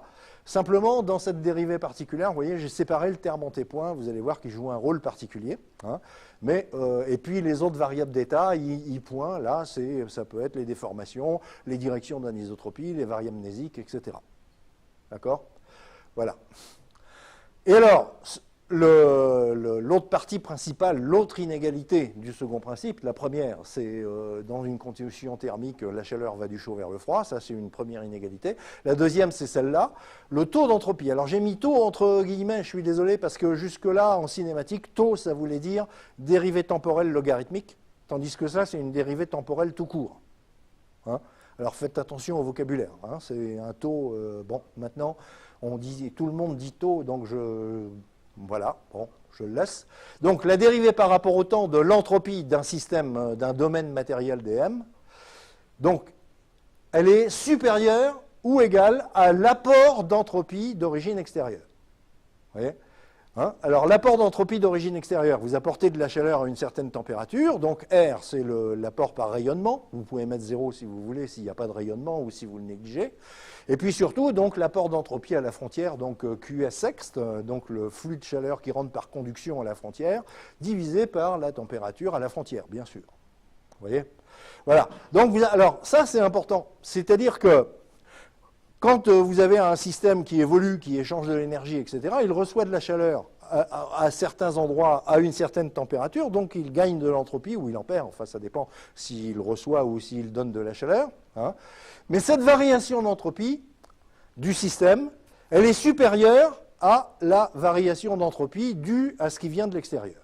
C'est-à-dire qu'il y a une variation d'entropie dans une évolution qui est due à autre chose que les apports d'entropie extérieurs. Alors, dans certains thermodynamiques, bouquins de thermodynamique, on vous dit l'entropie d'un système augmente toujours, sauf qu'on oublie que ça voulait dire un système isolé, c'est-à-dire qui ne reçoit rien de l'extérieur. D'accord ? Alors, effectivement, si vous n'avez pas de taux d'entropie d'origine extérieure, effectivement, ça fait 0 à droite. Hein, et à ce moment-là, on dit que la dérivée par rapport au temps de l'entropie d'un système isolé est positive. D'accord ? Mais, donc, nous, on ne va pas prendre des systèmes isolés. Hein. Bon, il y a des choses qui se passent, c'est-à-dire que l'entropie d'un système, hein, quand elle varie à cause des apports d'entropie de l'extérieur et d'autres choses, des processus internes qu'on va analyser au cas par cas dans les modèles. Donc le taux d'entropie d'origine intérieure, c'est-à-dire donc ce qui fait l'inégalité, hein, eh bien, il n'est pas précisé par le principe. C'est-à-dire que le principe ne dit pas ce que c'est, hein, pourquoi il y a des taux d'entropie, et on va en voir des exemples dans le transparent suivant. Bien, mais il est nécessairement positif ou nul, ça c'est sûr. Non, j'ai dit une bêtise, c'est pas le taux d'entropie, c'est ce qui est nécessairement positif ou nul. Oui, c'est le taux d'entropie d'origine intérieure. Oui, c'est ça, c'est correct. Excusez-moi. Voilà. Alors, quelques commentaires. D'abord, je souligne que l'un des points importants pour comprendre le second principe, c'est la dissymétrie des échanges de chaleur. Hein. Ça ne va que du chaud vers le froid. C'est pour ça qu'il y a une entropie. Hein. Bien. Donc, la chaleur détenue par la matière à la température T. Hein. Vous voyez ? Et donc ne peut être cédé par conduction qu'à une température inférieure. Eh bien ça, c'est une des causes, du taux d'entropie intérieure. On va le voir. Hein. Donc pour l'instant, l'entropie, en fait, elle sert à qualifier la chaleur détenue dans la matière. C'est ce que je disais tout à l'heure un peu grossièrement. Il y a de la chaleur chaude, il y a de la chaleur froide. Vous voyez ? Si vous faites par frottement de la création de chaleur sur un corps froid, eh bien vous aurez de la chaleur froide parce que vous pouvez faire la même création de chaleur par frottement sur un corps chaud. Et celle-là, vous pourrez la récupérer pour la communiquer au corps froid, mais pas à l'inverse. Vous voyez ? Bon. Exemple de variation d'entropie d'origine interne.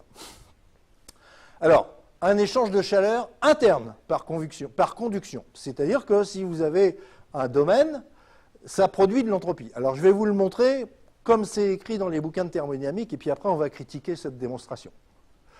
Alors, illustration. Prenez un domaine matériel qui est l'union de deux sous-domaines. Hein, et supposons que le domaine matériel complet soit thermiquement isolé. C'est-à-dire qu'il ne reçoit pas d'entropie de l'extérieur. D'accord? Bon, très bien. Alors, supposons que T1 soit supérieur à T2. Là, j'écris que la variation d'entropie du système, c'est égal à ds1 plus ds2. C'est une certaine forme de l'utilisation de l'extensivité de l'entropie. D'accord? Alors, le ds1, c'est le corps chaud. Hein, j'ai dit que T1 était supérieur à T2. Eh bien, on l'écrit moins dQ sur T1, puisque c'est un moins dQ, parce que la quantité de chaleur, elle est perdue par le corps chaud et elle va aller au corps froid. D'accord? Moins dQ sur T1. Et donc, plus dQ sur T2, ça, c'est le ds2. C'est la chaleur gagnée par le corps froid, T2. D'accord? Bien, vous mettez dQ en facteur et vous voyez que c'est 1 sur T1 moins 1 sur T2 moins 1 sur T1. Et ça, c'est positif parce que T1 est supérieur à T2. D'accord? Ça, c'est ce qu'on raconte dans tous les bouquins. Sauf que, il y a quand même un problème. Si je reprends le raisonnement, voilà. Alors d'abord, D1 et D2, les deux sous-domaines, sont à température constante. Ça n'arrive jamais, ça. Hein. Mais bon, supposons. Hein. Bon. DS1, DS égale DS1 plus DS2. Je vous ai un peu roulé parce qu'en fait, on a défini l'entropie comme étant une quantité de chaleur rapportée à une certaine température.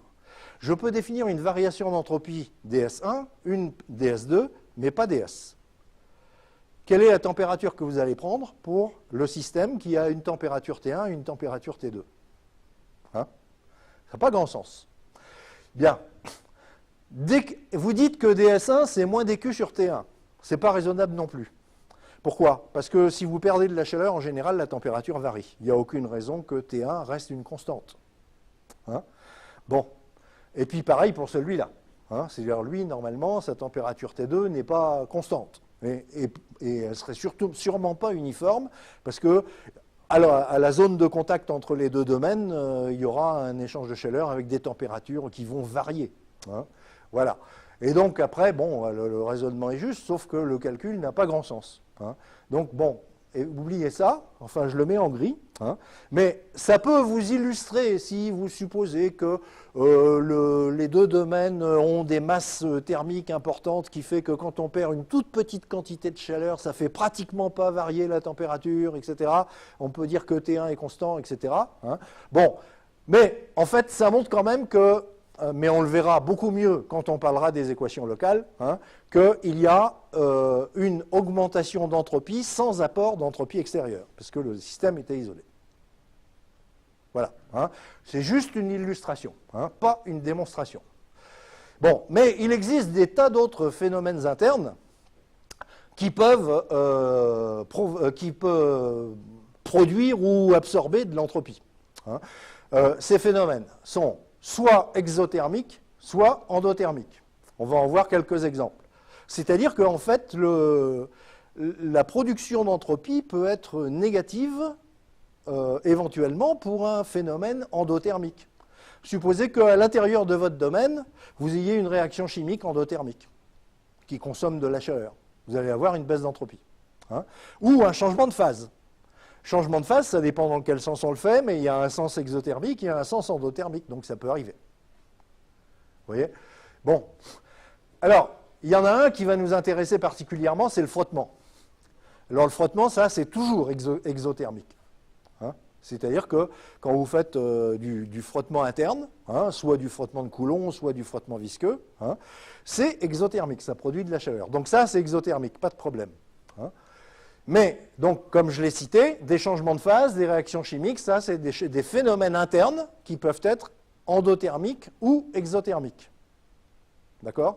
Donc, dans un système isolé, tout seul, vous avez des variations d'entropie dues aux échanges de chaleur internes au système. Ça, c'est obligé. Hein, il y en a toujours. C'est jamais à l'équilibre, ou ça tend vers l'équilibre, mais c'est tout. Mais à un état donné, c'est pas uniforme. Donc il y a des échanges de chaleur. Et deuxièmement, les phénomènes internes donc, sont le frottement, les changements de phase ou les réactions chimiques. Alors nous, ce qui va nous intéresser, c'est des milieux monoconstituants. Ce n'est pas innocent, c'est que ça va nous enlever les changements de phase et les réactions chimiques. Vous voyez? Donc dans ce cas-là, dans les milieux monoconstituants, vous n'avez que le frottement. Dans la plupart des modèles que vous allez construire, c'est ça.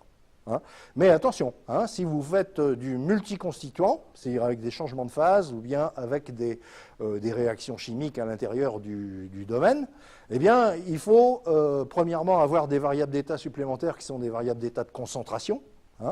Et à ce moment-là, en plus, on a la possibilité d'avoir des phénomènes endothermiques, c'est-à-dire qui consomment la chaleur du système. Mais comme, disons, le taux d'entropie global est forcément positif, on verra, ça se traduira beaucoup mieux de manière locale, c'est que la chaleur consommée par le phénomène endothermique, par exemple une réaction chimique, eh bien, elle ne peut être fournie que par conduction. Vous voyez? À cause de du premier phénomène.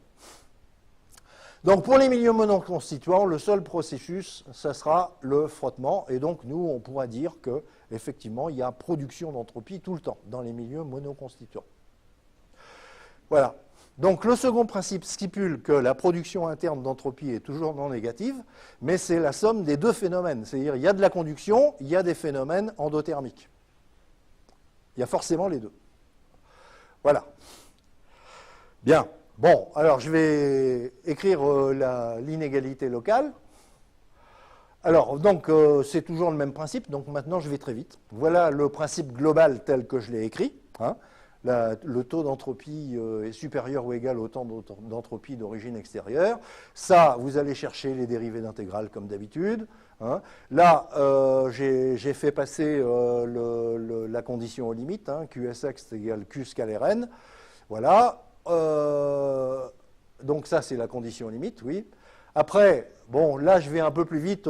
Il faut passer le Q scalaire n en divergence de Q sur T. Ça, c'est le théorème de la divergence.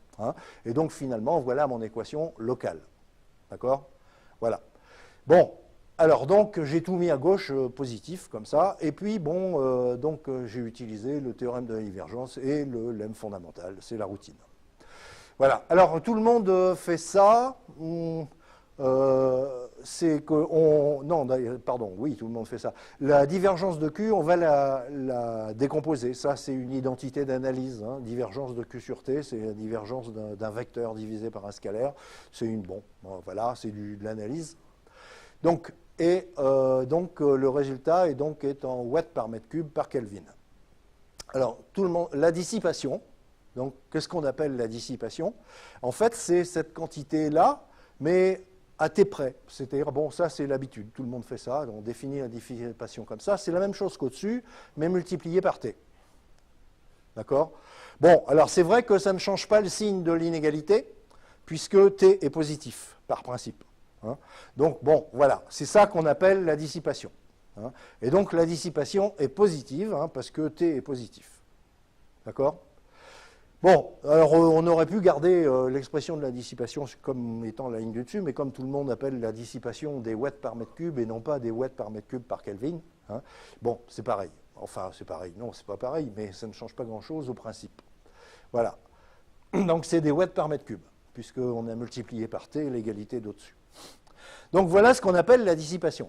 Alors, c'est intéressant d'avoir développé la divergence, parce que vous reconnaissez le Q scalaire moins grade T, que j'ai donné tout à l'heure, donc qui est dans toute évolution, la dissipation est non négative. Ça, c'est la traduction locale de l'inégalité globale que j'avais donnée sur un domaine matériel. D'accord? Bien. Alors, ce qu'on appelle la dissipation thermique, eh bien, c'est le terme en rouge au-dessus. C'est lui qui dit que la chaleur va du chaud vers le froid. Donc on dit que, c'est une autre manière de le dire, on dit que la dissipation thermique est nécessairement non négative. Voilà. Donc ça, en fait, la dissipation que vous avez au-dessus, qui doit être positive, elle est séparée en deux termes. Il y a la dissipation thermique, que je viens de définir. Et le reste, bah, c'est ce qu'on appelle la dissipation intrinsèque. Hein. Donc la dissipation intrinsèque, par définition, c'est la dissipation moins la dissipation thermique. Hein. Donc c'est ce qui reste, c'est-à-dire ceci. D'accord? Voilà. Bien. Alors, une remarque. Donc, pour bien écrire le second principe dans sa forme locale, phi positif, ça entraîne que la dissipation intrinsèque doit être supérieure à la dissipation thermique qui, elle, est positive. Hein. Et donc, je renouvelle ce que je disais tout à l'heure, qu'il est possible d'avoir une dissipation intrinsèque négative, c'est-à-dire avec des phénomènes endothermiques qui se produisent, hein, mais que, de toute façon, la somme des deux est nécessairement positive, c'est-à-dire que si elle est négative, eh bien, elle est forcément compensée par la dissipation thermique. Vous voyez ? Au moins. D'accord? Voilà. Donc, phi 1 peut être négative, sauf que dans les modèles qu'on construira, comme on va travailler sur des monoconstituants, elle sera toujours positive en fait, puisque c'est seulement le frottement qui peut intervenir et qui, lui, est exothermique. D'accord? Bien. Quelques commentaires pour finir, et puis je crois qu'on fera la pause après. Voilà. Donc, voilà l'expression de la dissipation, hein, c'est ce que j'avais écrit au-dessus, donc qui est non négatif. Hein.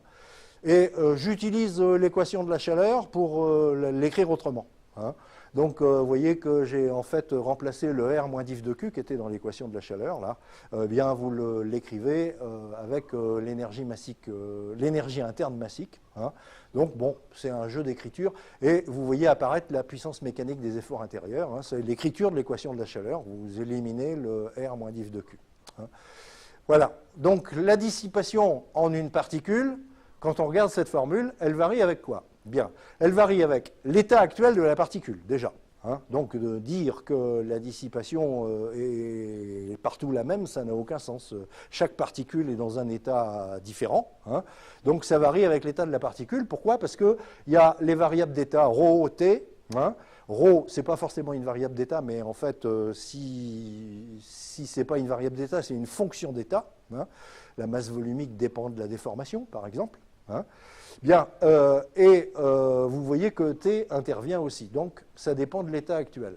Ça dépend de la vitesse d'évolution. Pourquoi? Parce que dans les S.M et E.M que vous avez en rouge ici, quand vous les écrivez en détaillé, eh bien, vous voyez apparaître les dérivées particulières de chacune des variables d'état. D'accord? Donc ça dépend de la vitesse de l'évolution de la particule, par les I points. Vous voyez? La cinématique actuelle du mouvement. Bah oui, parce que dans la puissance mécanique des efforts intérieurs, vous avez un grand D, là, qui est la vitesse de déformation. Vous voyez? Bon. Ensuite, l'environnement thermique de la particule, parce que vous avez gradient de T, qui décrit, en fait, localement le champ de température autour de la particule. Vous voyez que, donc, la dissipation, c'est un champ matériel défini en chaque particule à chaque instant, hein, donc de P et de T, hein, et qui n'est pas uniforme du tout. Hein. Contrairement à ce qu'on peut raconter dans pas mal de bouquins. Donc, le second principe local, eh bien, il s'écrit avec deux inégalités. Un, phi est non négatif, c'est l'axiome, avec la définition de phi que j'ai donnée, hein, donc la dissipation totale hein, est non négative, et la dissipation thermique est non négative. Les deux. Hein. Voilà. Alors, les changements de fonction d'état, je vais en citer un, donc l'énergie libre, parce que c'est celui qui apparaît souvent dans les groupements de termes. Au lieu d'utiliser les deux fonctions d'état qui sont introduites par les deux principes fondamentaux, c'est-à-dire l'énergie interne et l'entropie, hein, dans beaucoup de calculs, on préfère utiliser l'énergie libre, psi, et S. Bon. On a le droit, on remplace E par, on vire E. Hein. Alors la définition de psi, c'est celle-là. Hein. C'est psi égale E moins TS. Hein. C'est parce que ce groupement de termes, en fait, il apparaît souvent dans les calculs, donc ça nous permet de simplifier les choses. Hein. Donc en fait, en éliminant E, donc on aura des équations de l'expression de la dissipation, hein, où on ne verra plus E, mais on verra psi et S. Hein. C'est juste un changement d'écriture. Hein, c'est tout. Rien de plus. Hein. Ça n'a pour moi, aucune signification particulière. Ça pourrait en avoir une dans certaines évolutions particulières, mais bon, c'est pas plus intéressant que que ça. Donc c'est une fonction d'état, évidemment, puisque c'est fabriqué à partir de fonctions d'état et de variables d'état. Hein. Donc c'est une fonction d'état. Et c'est une tradition d'utiliser ça en déformation, disons en solide déformable. Et puis même en fluide, on verra qu'on peut le montrer. Bien, donc dans les équations, la fonction d'état EM, elle est remplacée par psi plus TS, et donc à ce moment-là, bah, vous remplacez E par psi plus TS, et puis vous changez les formules. Alors donc notamment, l'équation de la dissipation, celle que vous avez en rouge en haut de la page, quand vous faites cette transformation, hein, c'est-à-dire que vous remplacez E par psi plus TS, vous obtenez la même inégalité, mais ça s'appelle celle-là l'inégalité de Clausius-Duhem. Hein. C'est la même chose. Voilà. Donc c'est l'inégalité de Clausius-Duhem, elle n'est pas particulière. C'est toujours l'expression du second principe, hein, mais on a décidé de ne pas voir E et de voir psi. C'est tout. Hein. Rien de plus. Voilà. Oui, bon, tant pis, je vais faire celui-là aussi, et après on fera la pause, hein, parce que ça va très vite. Voilà, alors bon, bah, c'est toujours la même routine. Hein. J'ai l'équation locale, je vais intégrer ça sur un domaine géométrique, je vais regarder donc je vais diviser par t, puisque tout à l'heure j'avais multiplié par t. Bon. Ensuite, j'intègre sur un domaine géométrique, je vais chercher la formule de dérivation des intégrales à bord variable, mais sur un domaine géométrique, ce qui fait apparaître les flux. Hein.